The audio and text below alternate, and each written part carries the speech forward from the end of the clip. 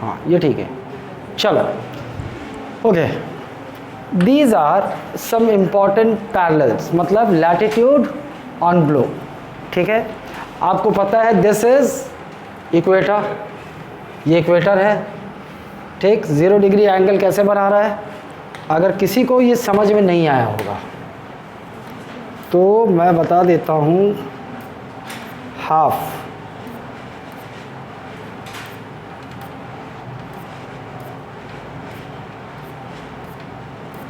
आधा कटा हुआ ग्लोब कहीं नहीं दिखा रहा है क्या?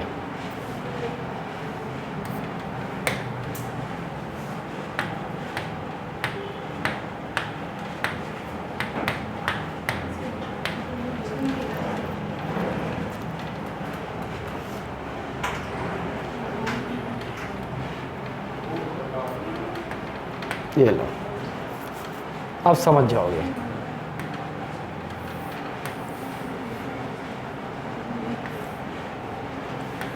ये देखो, ये है हाफ। इक्वेटर क्या कर रहा है, इस ग्लोब को 2 हेमिस्फीयर में डिवाइड कर रहा है, northern hemisphere and southern hemisphere. This is an imaginary horizontal line which is drawn just cutting this globe into 2 halves, equal 2 halves. ठीक है, तो ये है, मतलब ये है आपका 0 डिग्री, यही है ना आपको 0 degree.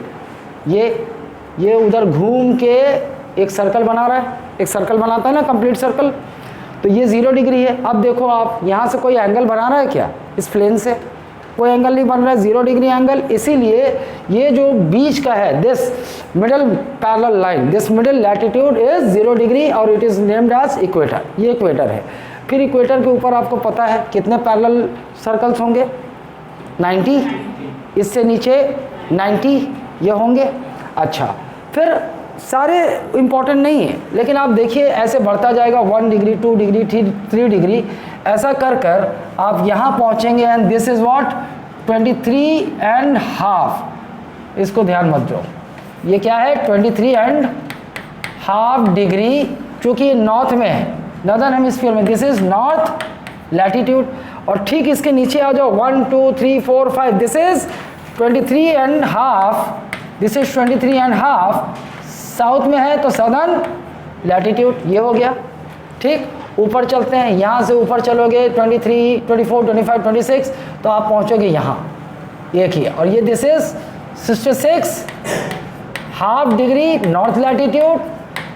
And in the same manner आप यहाँ देखोगे 66.5 सदर्न लैटिट्यूड।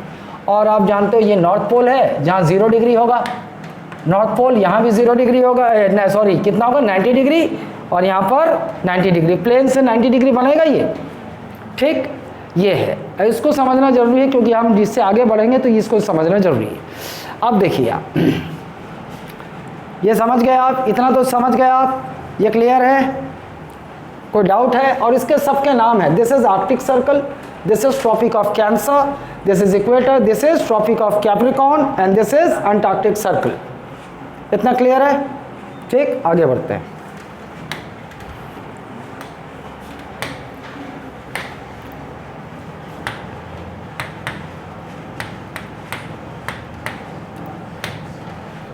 सॉल्स्टिस,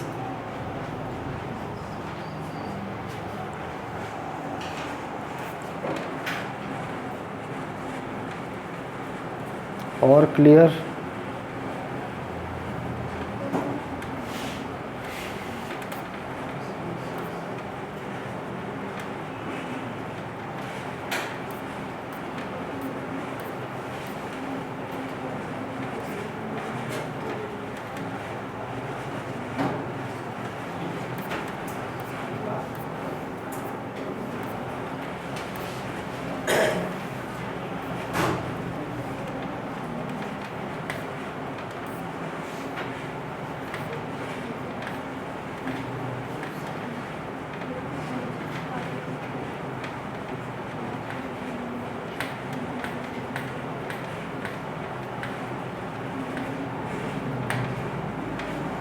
जो हाई रेजोल्यूशन हो वो क्लियर दिखे, हाँ ये दिखेगा।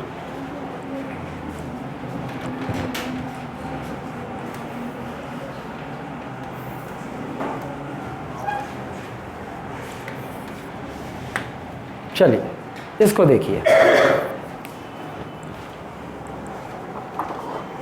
ये ग्लोब है, ठीक।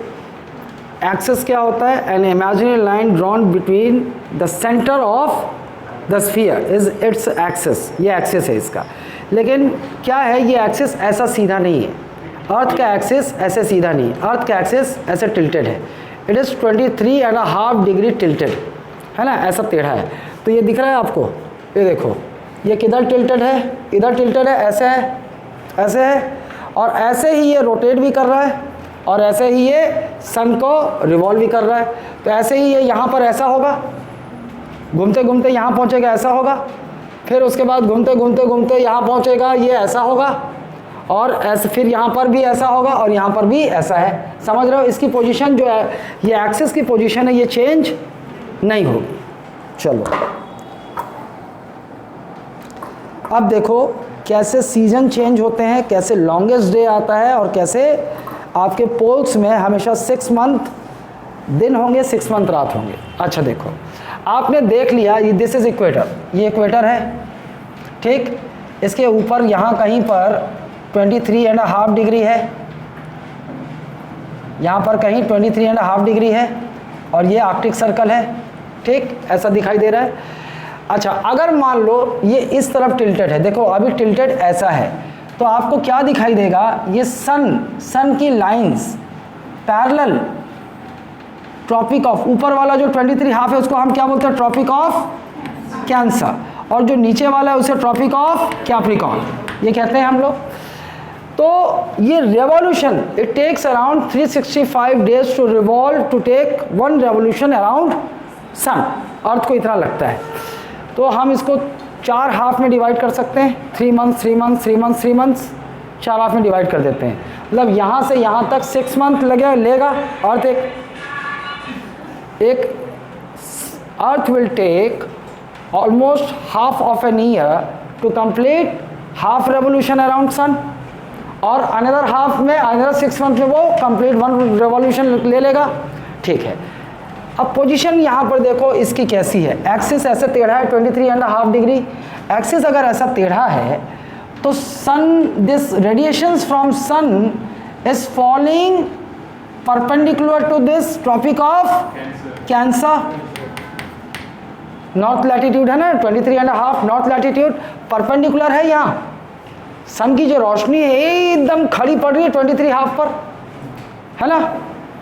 इसका मतलब ये है कि ये 23.5 अगर इधर खड़ी पड़ रही है तो आपको इधर उजाला दिखाई देगा, इधर ज़्यादा उजाला देगा कि इधर ऊपर ज़्यादा दिखाई देगा। मतलब ये जो आपका ये जो पोल एरिया है ये पूरा उजाला रहेगा, उजाला रहेगा, पूरा पोल एरिया रहेगा ना।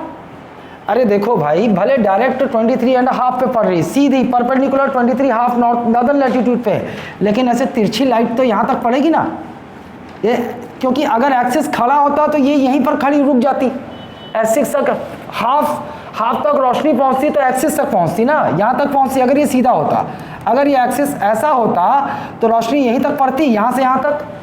लेकिन क्या हुआ, ये 23.5 टिल्टेड है, तो इसका मतलब रोशनी कहाँ तक पड़ रही है? यहाँ तक पड़ रही है, और यहाँ पर 23.5 ये यहाँ पर इस कोने तक पड़ रही। इसका मतलब ये है, इसको डिलीट कर देता हूँ मैं। क्या हुआ, ये खिसक क्यों गया? अरे यार खिसक गया, ये तो वहां से यहाँ बनाया है, वहां से गायब हो गया। अभी आप समझे, इस पोजीशन में ये सन रेज परपेंडिकुलर कहाँ है? 23.5 डिग्री, मतलब ट्रॉपिक ऑफ कैंसर पे। The sun rays are falling perpendicular to 23.5 northern latitude. इसका मतलब ये है कि इसके इस एरिया तक हमें, अगर ये देखो इमेजिनरी एक्सिस को सीधा कर दे तो यहाँ तक उजाला आएगा।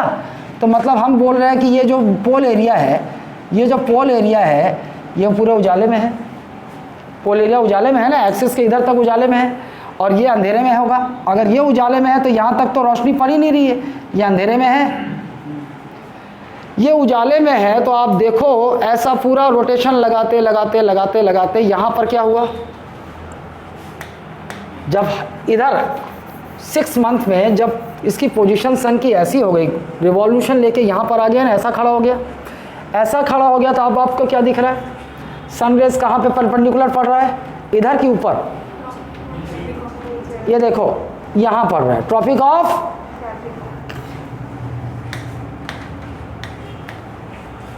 ऑफ कैप्रिकॉर्न पे परपेंडिकुलर है।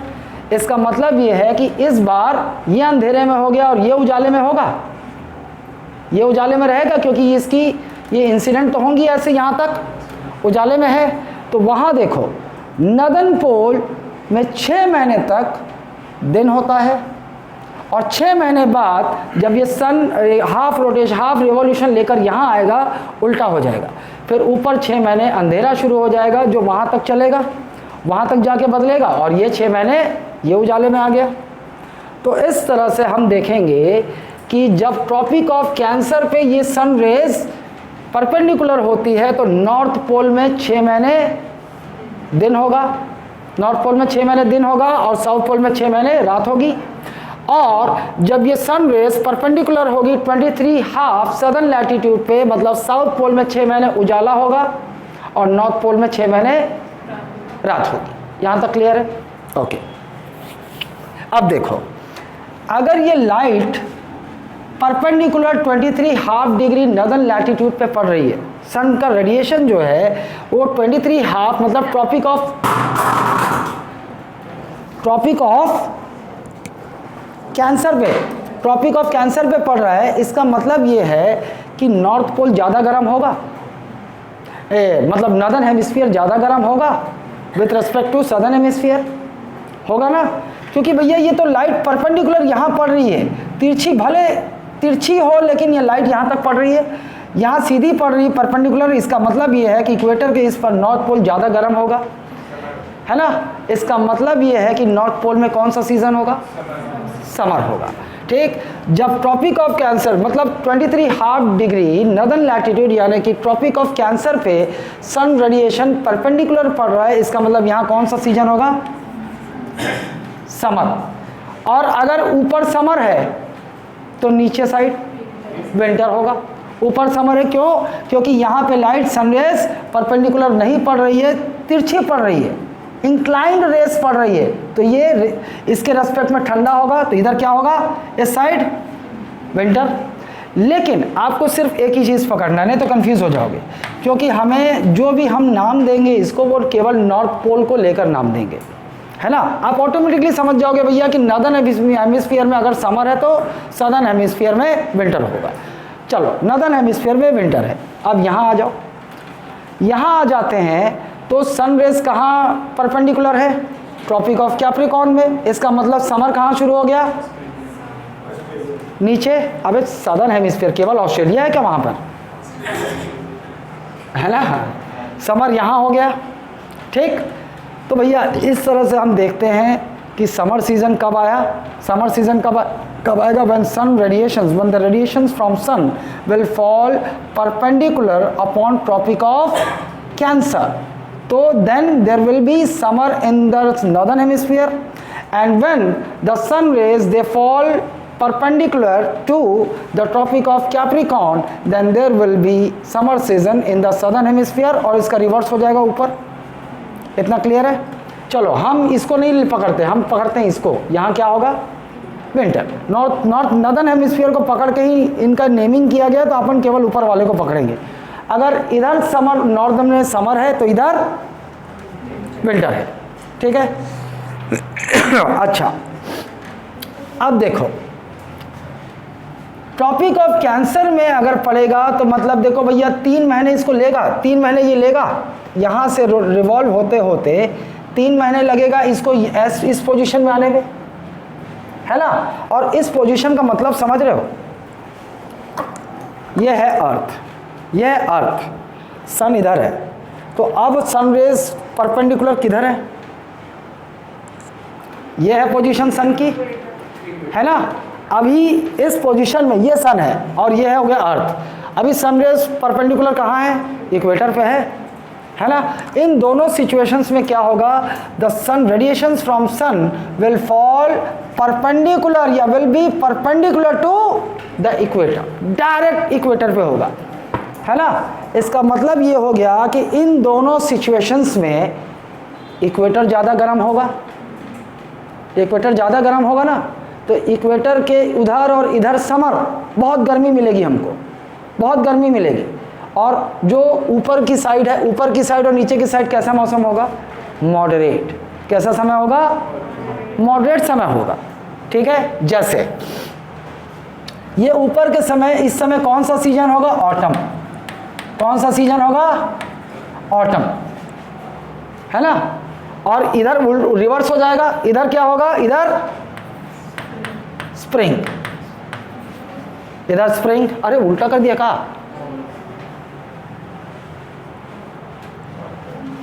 गुरु को उल्टा कर दिया, उल्टा। इधर क्या है, स्प्रिंग, इधर स्प्रिंग है और इधर ऑटम है। नॉर्थ पोल के केवल एक ही साइड पकड़ो,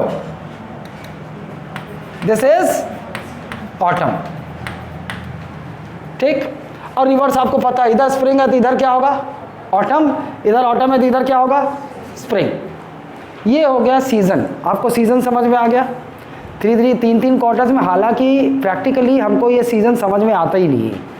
अब तो या तो गर्मी लगती है, अब तो या तो गर्मी लगती है या तो ठंडी लगती है, दूसरा कोई मौसम समझ में आता नहीं। और गर्मी में पानी गिरता है ना, और पानी रेनी सीजन में पानी गिरता ही नहीं है, अब उतना नहीं गिरता यार। मेरे को याद है 15-20 साल पहले पानी की झड़ी लगती थी तो रुकता ही नहीं था, है ना। हाँ, मैं तो 10-10 दिन वाली झड़ी देखा हूँ, ठीक। चलो यहाँ तक क्लियर है। नाउ अब हम कुछ टर्म देखेंगे इसको, ये दोनों सिचुएशन को हम क्या बोलते हैं, क्योंकि जब सन रेस इक्वेटर पर परपेंडिकुलर होती है हम इसे कहते हैं इक्विनॉक्स। इस सिचुएशन को हम क्या कहते हैं, इक्विनॉक्स। ये हो गया स्प्रिंग इक्विनॉक्स, क्योंकि यहाँ भी जो सन रेस है डायरेक्टली इक्वेटर पर परपेंडिकुलर है, और यहाँ भी, तो ये ऑटम इक्विनॉक्स, ऑटम इक्विनॉक्स, ठीक। चूंकि नॉर्थ पोल में यहाँ समर है तो इसे हम कहेंगे समर सॉल्स्टिस, समर सॉल्स्टिस। और चूंकि यहाँ पर नॉर्थ पोल में विंटर है तो इसे हम कहेंगे विंटर सॉल्स्टिस। अच्छा, अब इधर देखो, ये जो डेट है ना, इस पे बहुत ही वो है, विवाद है। आप इसे 21 मार्च मानेंगे, रुक जाओ, अलग अलग डेट, क्योंकि कोई एक डेट फिक्स नहीं है, लेकिन फिर भी मैं आपको उसके हिसाब से। कहाँ का, अरे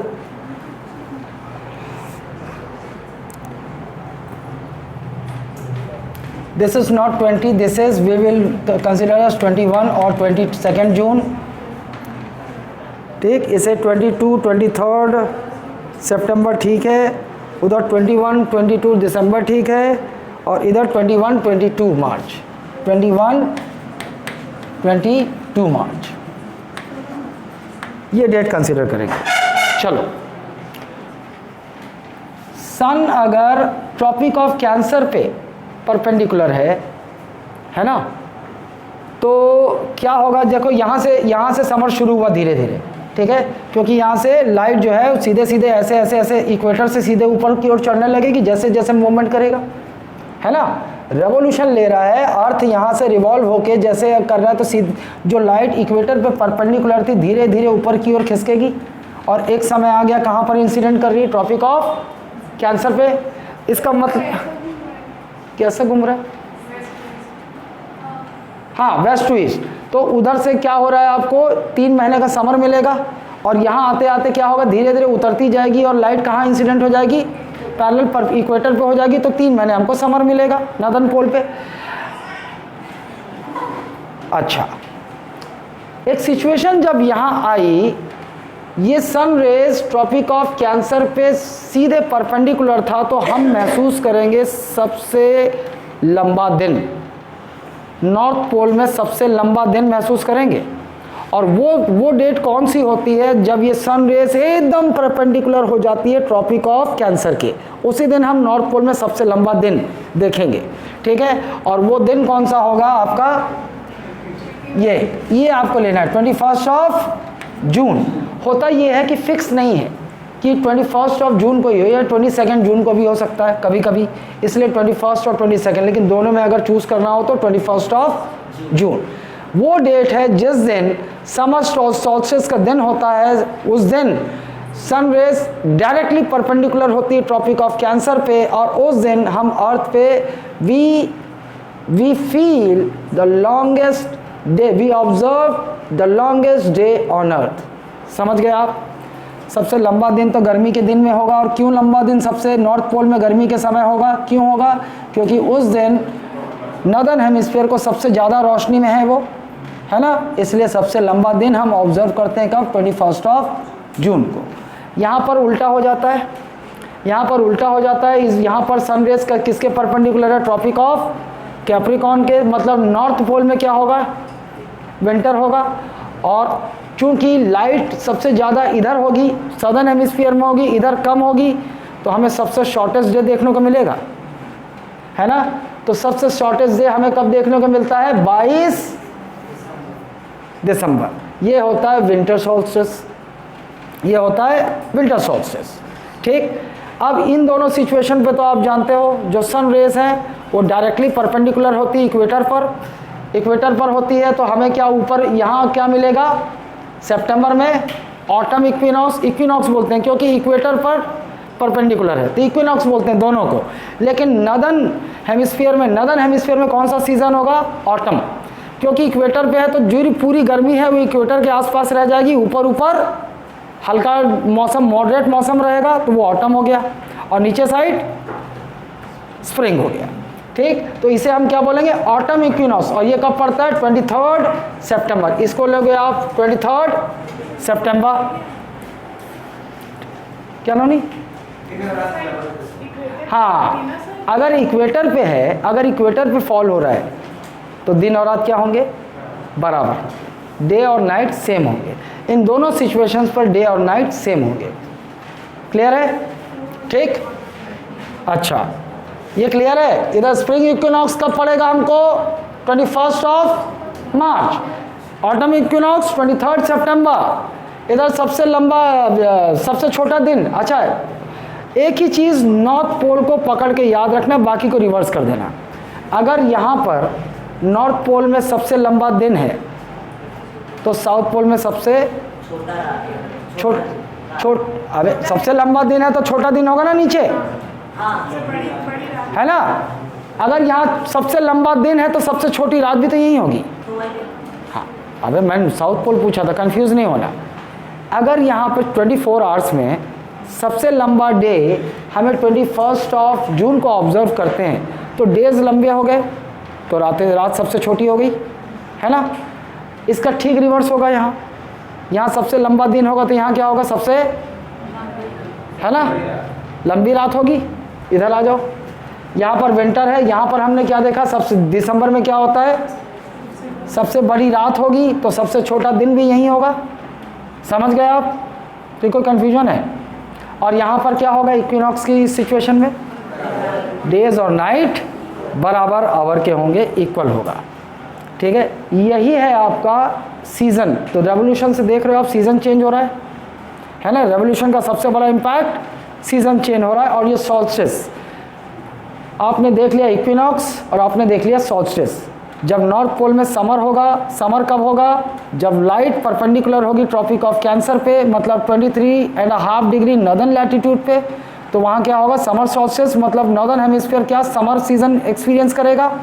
और इस सिचुएशन में, मतलब दिसंबर में, नॉर्दर्न हेमिस्फीयर चूँकि लाइट ट्रॉपिक ऑफ कैप्रिकॉर्न में परपेंडिकुलर होगी तो नॉर्दर्न हेमिस्फीयर विंटर एक्सपीरियंस करेगा। और ये कौन सा होगा? विंटर सॉल्स्टिस, मतलब सबसे लंबी रात। क्लियर है? यही तो है। फिर एपीहेलियन और पेरीहेलियन क्लियर है ना। और आपको एपोगी, पेरीगी क्लियर है। समर पूरी अर्थ के लिए समर होगा एक साथ। नहीं, पूरी अर्थ के लिए समर नहीं होगा। देखो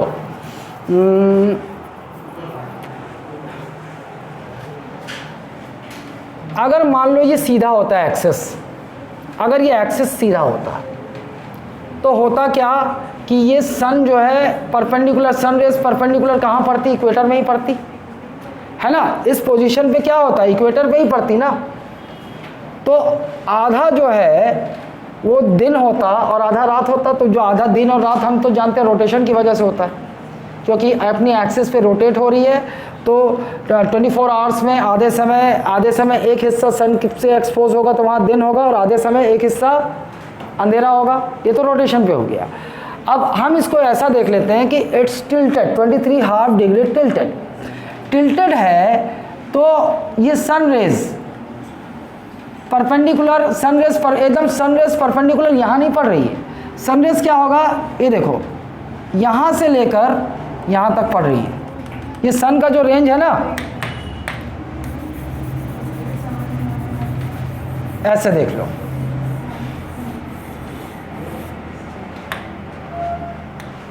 ये सन रेज जो है वो चूंकि ये झुका हुआ है तो इधर ज़्यादा एक्सपोजर होगा सन का, ये झुका हुआ है ना, तो इस पोल पर ज़्यादा एक्सपोजर होगा सन का। तो सन रेज यहाँ से लेकर, ये देखो ऐसी सिचुएशन बनेगी, सन रेज यहाँ से लेकर यहाँ तक पड़ रही है, यहाँ तक पड़ रही है ना।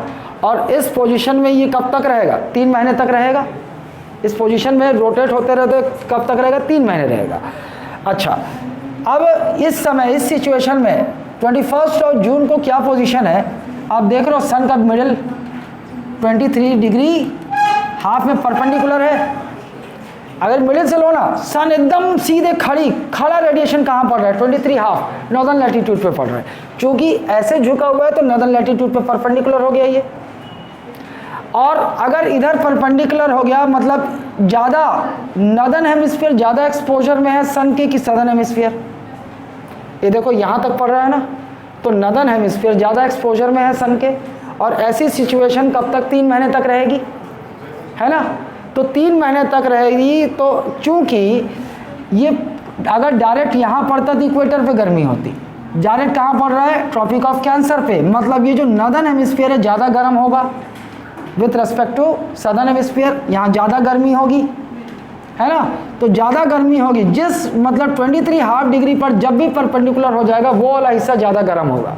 तो वहाँ हम समर एक्सपीरियंस करेंगे। क्यों, क्योंकि जो सन की रेडिएशंस हैं वो जब परपेंडिकुलर होती है तो वो अर्थ सरफेस को बहुत ज़्यादा गर्म कर देती है। परपेंडिकुलर, ये सन की जो रेज हैं जो इंक्लाइंड पड़ रही है, देखो ये जो पड़ रही है ना, ये इंक्लाइंड में पड़ रही है। इंक्लाइंड है, ये डायरेक्ट है क्या, सन के बीच से डायरेक्ट एक्सपोजर में है क्या, नहीं है। ये अगर जो इंक्लाइंड रेज पड़ती है ना वो ठंडा होता है, वो अर्थ को उतना गर्म नहीं कर पाती। तो इस सिचुएशन में हमें कहाँ दिख रहा है, सन परपेंडिकुलर कहाँ है, नॉर्दर्न हेमिस्फीयर के 23½ डिग्री नॉर्दर्न लैटिट्यूड पे। मतलब यहाँ पर रेडिएशन बहुत तगड़ा पड़ रहा है और यहाँ का सरफेस बहुत गर्म होगा, है ना। तो इधर ये समर एक्सपीरियंस करेगा। और चूंकि इक्वेटर को इस साइड, इक्वेटर के इस डायरेक्शन में सन की जो रेज हैं वो इंक्लाइंड पड़ रही हैं, तिरछी पड़ रही हैं, तो यहाँ का सरफेस ज़्यादा गर्म नहीं होगा। तो इसलिए ये विंटर एक्सपीरियंस करता है। ये इस सिचुएशन हो गई। अब ये सिचुएशन यहाँ तक जब 3 महीने बाद यहाँ पहुँचता है तो यहाँ धीरे धीरे ये जो है ना, ये धीरे धीरे कहाँ आएगा, यहाँ हो जाएगा। इस सिचुएशन में कहाँ हो जाएगा, परपेंडिकुलर कहाँ हो जाएगा, इक्वेटर पे हो जाएगा। अब इस सिचुएशन में क्या है, सामने डायरेक्ट इक्वेटर है, इक्वेटर है ना डायरेक्ट एक्सपोजर में, तो इक्वेटर का ऊपर, इक्वेटर के ऊपर और इक्वेटर के नीचे गर्म हो जाएगा। सन की रेस परपेंडिकुलर कहाँ है, इक्वेटर पे है, मतलब बीच वाला बहुत गर्म होगा, ऊपर वाले इंक्लाइंड रेस पड़ रही है ऊपर और इंक्लाइंड रेस पड़ रही है नीचे, तो ऊपर भी मॉडरेट टेम्परेचर होगा, नीचे भी मॉडरेट टेम्परेचर होगा। समझ रहे हो। तो यहाँ पर हम ऑटम और नीचे स्प्रिंग एक्सपीरियंस करते हैं, जबकि बीच में बहुत गर्म होगा, बहुत गर्म, है ना। समझ गए। तो इस तरह से हम देखते हैं कि 6 महीने जो इक्वेटर जो होता है ना, इक्वेटर लगभग चाहे आप जैसा भी देख लो, इक्वेटर के नीचे यहाँ तो इंक्लाइन पड़ रही है, लेकिन इक्वेटर पर थोड़ा सा सनरेज हमेशा डायरेक्ट है, यहाँ इन दोनों सिचुएशन पे एकदम सीधे ही, लेकिन यहाँ भी थोड़ा सा ही इंक्लाइंड है ना इक्वेटर पे सन रेज, तो हम देखते हैं कि इक्वेटर लगभग हमेशा गर्म रहता है, हमेशा ह्यूमिडिटी रहती है वहाँ, और इस सिचुएशन में बहुत ज़्यादा गर्म, सहने लायक नहीं होगा गर्म, और उस सिचुएशन में भी नॉर्मल नहीं रहता, गर्म ही रहता है। हम उस सिचुएशन में भी जाएंगे ना तो हमको हमें एकदम ह्यूमिडिटी बस पसीना छूटता रहेगा। सन रेज इसीलिए हम लोग देखते हैं ज्योग्राफी में हम लोग देखेंगे अमेज़न फॉरेस्ट, पढ़ा ना अमेज़न फॉरेस्ट, आप लोगों को हल्का फुल्का याद होगा कि अमेज़न फॉरेस्ट को रेन फॉरेस्ट बोलते हैं, याद होगा। ऐसा क्यों होता है? क्योंकि उसकी जो अमेज़न फॉरेस्ट की जो लोकेशन है ना वो इक्वेटर पर है, वो इक्वेटर पे लोकेट करता है, और चूंकि सन रेज जो है डायरेक्ट पड़ती हैं तो वहाँ हमेशा बहुत गर्मी रहती है, क्योंकि परपेंडिकुलर रहता है लगभग, है ना। देखो परपेंडिकुलर है, थोड़ा सा तिरछा होगा इधर आएगा, लेकिन फिर भी अभी एक्सपोजर में है, फिर यहाँ पहुँचा, फिर डायरेक्ट हो गया, थोड़ा सा फिर यहाँ आया। तो यहाँ पर हमेशा जहाँ बहुत ज़्यादा हीट हमेशा रहेगा वहाँ पे क्या होगा, वाटर वहाँ का इवापोरेट होगा, ज़्यादा इवापोरेट होगा, और ज़्यादा इवापोरेट होगा तो ज़्यादा हमेशा पानी गिरता रहेगा, पर जितना इवापोरेट होगा कंडेंस होकर पानी गिरेगा, तो हमेशा हम उसको रेन फॉरेस्ट इसीलिए बोलते हैं। वहाँ कोई रेनी सीज़न नहीं होता, वहाँ हमेशा रेनी सीजन है, कभी भी फड़फड़ा के बादल आ जाएगा, गिरने लगेगा। तो दो सिचुएशन आप देखे हो, चूँकि वहाँ पर सन रेज डायरेक्टली फॉल करते हैं तो बहुत गर्म होता है, बहुत गर्म जहाँ होता है तो वहाँ ज़्यादा इवापोरेशन भी होगा, ज़्यादा इवापोरेशन होगा तो वहीं पर रेन भी ज़्यादा होगा, और रेन ज़्यादा होता है इसलिए वहाँ बहुत घने जंगल मिलते हैं, है ना। अबे क्लियर है कि नहीं है? यहाँ अर्थ का पास रहेगी सन के, इसमें तो दोनों जगह सेम दिख रहा है। अच्छा, ये तो मैं इसको समझाने के लिए बताया ना, एक्चुअली ये नहीं है। हम ये जानते हैं कि जब अर्थ रिवॉल्व करती है सन के अराउंड, तो ये सन ठीक सेंटर में नहीं है, सन ठीक सेंटर में है ही नहीं, उसको अलग रखो, इससे अलग रखो उसको। सन ठीक सेंटर में नहीं होता है ना, ये देखो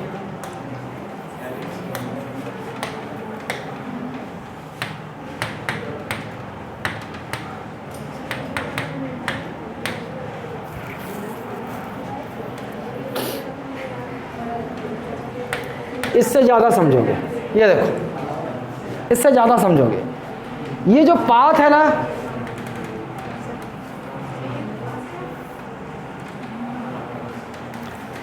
ये जो ऑर्बिट है, जिस ऑर्बिट पे अर्थ रिवॉल्व करता है अराउंड सन, अब वहाँ पे सन को देखो ठीक सेंटर पे नहीं है, सन यहाँ है, सन यहाँ है। अर्थ जब इसको रिवॉल्व करता है तो एक सिचुएशन ऐसी आती है कि sun comes very closer to the sun, closest to the sun, और इसी सिचुएशन को हम क्या बोलते हैं, पेरीहेलियन, पेरी पास से पेरीहेलियन। और ये कब होता है, 3 जनवरी को होता है पेरीहेलियन, 3 जनवरी 4 जनवरी, अलग अलग डेट बना के रखे हैं, ठीक है, 21 ठीक है ना। ये हो गया सबसे पास। अब फिर रोटेट करके यहाँ जाता है, ये तो इक्विनॉक्स की पोजीशन है, ये देखो यहाँ सबसे फारदेस्ट हो जाता है, जुलाई में होता है, ये एपीहेलियन, इसको अलग रखो, एपीहेलियन और पेरीहेलियन को अलग रखो। अब इसी सिचुएशन में देखो जब रिवॉल्व कर रहा है तो ये सिचुएशन आ गई, ये देखो यहाँ दिख रहा है अच्छे से, उजाला दिख रहा है इधर ज़्यादा, क्यों जो उजाला दिख रहा है, क्योंकि इक्वेटर के ऊपर, किसके ऊपर, ये परपेंडिकुलर है ट्रॉपिक ऑफ कैंसर पे, ट्रॉपिक ऑफ कैंसर पे इक्वेटर है, तो आप देख रहे हो ये नॉर्थ पोल उजाले में है पूरा और ये अंधेरे में है पूरा। तो 6 महीने तक पोजीशन यही रहेगी जब तक ये घूम के वहाँ नहीं जाता। 6 महीने तक नॉर्थ पोल में उजाला रहेगा, 6 महीने तक साउथ पोल में अंधेरा रहेगा, ये भी इसी पे डिपेंड करता है। ठीक, अब सबसे गर्म दिन समर क्यों रहेगा, क्योंकि इसके ऊपर है, इसके ट्रॉपिक ऑफ कैंसर पे पैरेलल परपेंडिकुलर है। फिर धीरे धीरे क्या होगा, देखो धीरे धीरे ये सन रेस क्या कहाँ जा रही है, ऊपर चढ़ रही है, 23.5 से ऊपर चढ़ रही है, ये ऊपर नहीं चढ़ेगी, नीचे जाएगी, और यहाँ आते आते क्या होगा, इक्वेटर तक आ गई। अब इक्वेटर बहुत गर्म हो जाएगा। ठीक, फिर यहाँ से रिवर्स होना शुरू होगा, फिर ये ट्रॉपिक ऑफ कैप्रिकॉर्न पे परपेंडिकुलर हो जाएगा तो वो ज़्यादा गर्म हो जाएगा, समर सीजन उधर चालू हो जाएगा, उस साइड विंटर हो जाएगा। विंटर क्यों होगा? क्योंकि सन रेज जो है ना वो इक्वली परपेंडिकुलर तो हो नहीं सकती। 23 हाफ इक्वेटर के इधर 23 हाफ सदर्न लैटिट्यूड पे अगर परपेंडिकुलर हैं, मतलब इक्वेटर के ऊपर साइड सन रेज इंक्लाइंड होंगी, तिरछी पड़ेगी, तिरछी, और तिरछी जहाँ पे पड़ती है तो वहाँ पर अर्थ सरफेस उतना गर्म नहीं होता, तो उधर उस हेमिस्फीयर में आप विंटर एक्सपीरियंस करोगे। एक वीडियो भी होगा यार,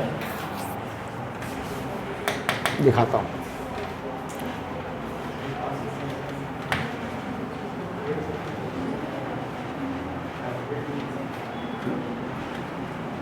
यूट्यूब कहाँ गया?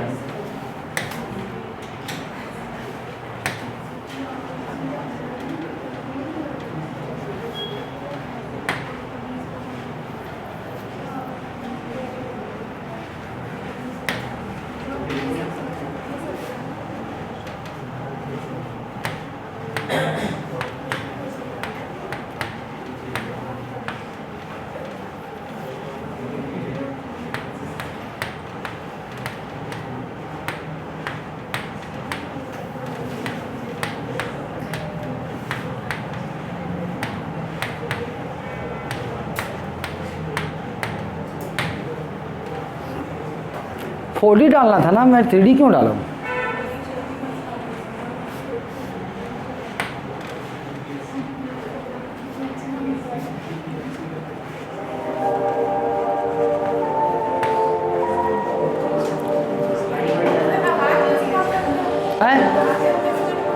आवाज कम करना है।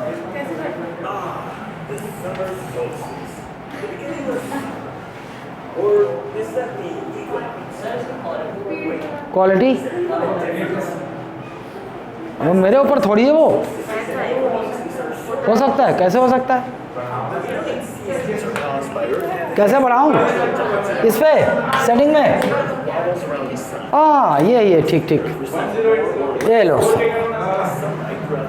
4K होगा तभी तो होगा, वो चलेगा नहीं है, बढ़ गया ना।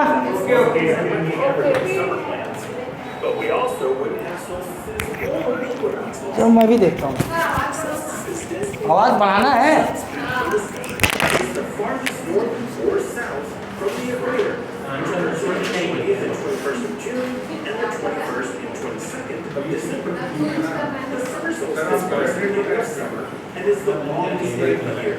Just as the winter solstice marks the beginning of winter and is the shortest day of the year. But which solstice happens on which day depends on the hemisphere you live in. In the northern hemisphere, summer starts in June when the sun is beaming directly over the Tropic of Cancer. While winter starts in December when the sun shines down on the Tropic of Capricorn. This is flipped for the southern hemisphere, which is why Australians associate the new year with summer fun. Alright, so what about equinoxes? Well, that's simple. The equinoxes are when the sun is right over the equator, in between the two tropics. They occur around March 21st and September 23rd, and mark the beginning of spring or autumn. We call the beginning of spring the vernal equinox, while the beginning of autumn is, conveniently, the autumnal equinox. Again, which is which depends on the hemisphere, but during both equinoxes, day and night last the same amount of time.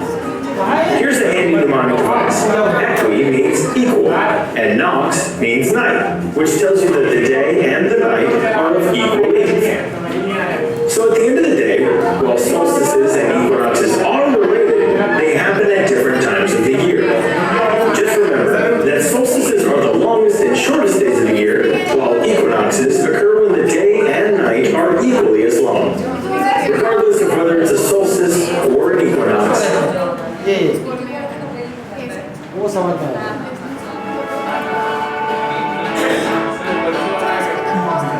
So we know that the Earth orbits the Sun. The imaginary flat surface that the Earth is on is called the orbital plane. A plane is any imaginary flat surface. The reason that the Earth experiences seasons comes down to the fact that the Earth's axis, the imaginary line running from the North Pole to the South Pole, isn't perpendicular, that is at right angles to the orbital plane, but is tilted at an angle of 23.4 degrees. This 23.4 degree tilt is the reason that you'll often see most globes tilted at this angle. So the Earth moves around the Sun in a more or less circular path. It's not exactly a circle, but it's fairly close. But while it moves, it remains tilted at this angle of 23.4 degrees. Now the key thing here is that the tilt doesn't change, and the direction that the axis points in also doesn't change. When the Earth is here, the axis is aligned like this, and that's the way it will stay. 3 months later, it's still tilted in exactly the same way. Another 3 months later, it's the same. 3 months later, it's the same again. And then 3 months after that, that is a year later, it's back to where it started. The reason that the axis direction stays the same is that the Earth is like a giant spinning top. Now the physics here is a little complicated, but basically when something is spinning, it tends to keep the same orientation. Spinning tops seem to defy gravity, but they don't really. So as the Earth moves around the Sun, it keeps the same orientation. So let's get to the seasons. Seasons are caused by the tilt of the Earth. The tilt of the Earth as it orbits the Sun changes two things. Firstly, throughout the year, the direction from which sunlight hits the interior part of the Earth changes. And secondly, the length of daytime that any particular part of the Earth experiences also changes. Let's look at direction further.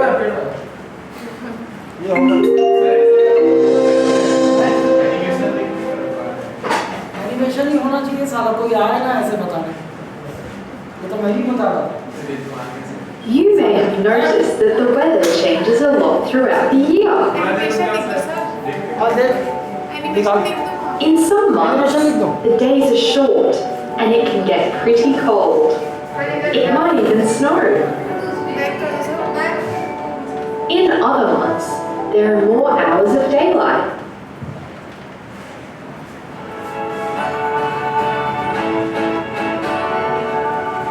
So we know that the Earth orbits the Sun. The imaginary flat surface that the Earth is on is called the orbital plane.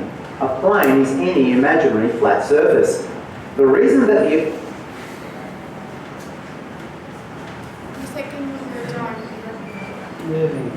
ये होगा ठीक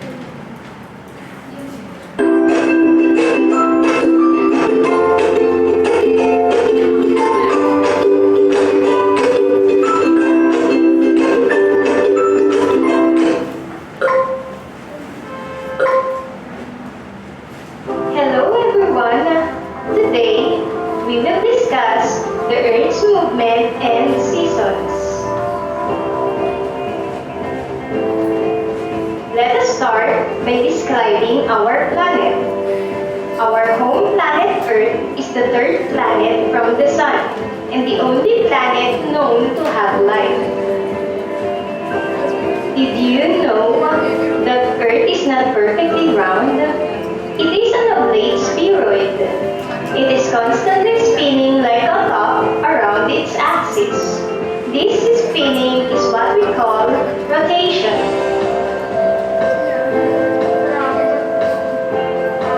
While the Earth spins on its axis, it also revolves around the Sun. It takes 1 year or 365.25 days to complete a full revolution in the counterclockwise direction. Earth's axis is slightly tilted at 23.5 degrees. As the Earth rotates, the side of the Earth facing the Sun experiences daylight, and the opposite side experiences darkness or nighttime. The standing position of the Earth, along with its constant movement around the Sun, causes seasons.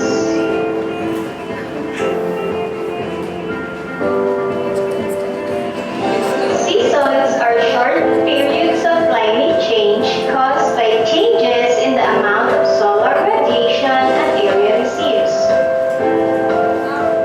It occurs because the Earth is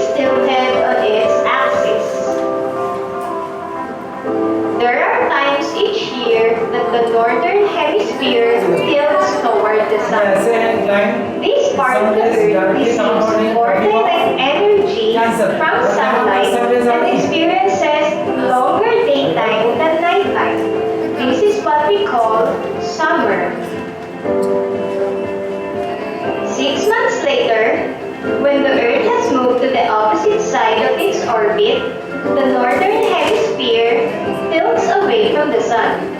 This is what we call winter. This part of the Earth receives less direct energy from sunlight and experiences longer nighttime than daytime. That's all for now. I hope you learned something today. Please try the interactive games related to this topic. Click the link in the description. Please like, share, and subscribe to our channel and help us create more episodes. इसको subscribe करना दे। अरे वो class 1 class 2 के बच्चों के लिए बता देंगे। So we know that the Earth, समझ गया इसको? मुझे लग रहा है कि अब क्लियर होगा, है ना? मतलब ये है in short कि when sun rays they are perpendicular to Tropic of Cancer which is in northern hemisphere. Tropic of Cancer में होता है तो the amount of radiation is more in northern hemisphere, है ना, as compared to southern hemisphere. तो northern hemisphere ज़्यादा गर्म होगा क्योंकि perpendicular है लाइट, तो वहाँ पर समर होगा। ठीक, 6 मंथ बाद ये सिचुएशन रिवर्स हो जाएगी। फिर जो सन रेज है वो कहाँ परपेंडिकुलर हो जाएगी? ट्रॉपिक ऑफ कैप्रिकॉर्न पे which is located in southern hemisphere. तो सदर्न हेमिस्फीयर को ज़्यादा सन रेज मिलेगा, ज़्यादा रेडिएशन मिलेगा तो ज़्यादा गर्म होगा, तो सदर्न हेमिस्फीयर में समर होगा, रिवर्स हो जाएगा ऊपर। ठीक, अच्छा, इस सिचुएशन में आपने देखा कि वन इंक्लाइंड है एक साइड, तो नदर्न हेमिस्फीयर के पोल पे पूरा पोल तक लाइट जा रही है, तो वो जो पोल होता है वो 6 मंथ तक वहाँ पर दिन होता है। फिर 6 मंथ के बाद सिचुएशन चेंज हो जाती है क्योंकि ये उल्टा हो जाता है, फिर सदर्न पोल को पूरी लाइट को पहुँचती है और ऊपर अंधेरा हो जाता है, तो ऐसी सिचुएशन 6 मंथ तक रहेगी। तो इसीलिए नॉर्दर्न और नॉर्थ पोल और साउथ पोल में आपको 6 मंथ तक डेज और 6 मंथ तक नाइट ये मिलता है। ये हो गया आपका। और इस 6 मंथ डेज और 6 मंथ नाइट जो नॉर्थ पोल और साउथ पोल में मिलती है, इनकी क्या क्या रीज़न है बताओ?